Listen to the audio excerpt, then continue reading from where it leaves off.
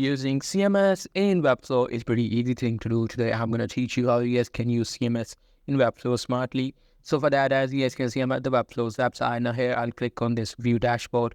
You will be able to see this view dashboard option after logging in. So this is how the dashboard looks. You just simply have to go to your site and click on this open designer.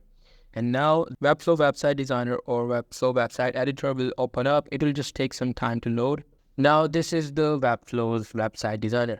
Now here you simply have to go to the left section of the left side of the editor. You'll be able to see these blocks cylinder types of things, which is also CMS. So you just simply have to click on that, and here you will be able to see all the CMS things. So you just need to select any of the things. In order to make it run, you need to be a CMS expert. So for that you need to do a course or stuff in order to get the better understanding. So that's pretty much it. That's how you guys can, edit the CMS or, play with CMS in Webflow. Hope you guys find this video helpful.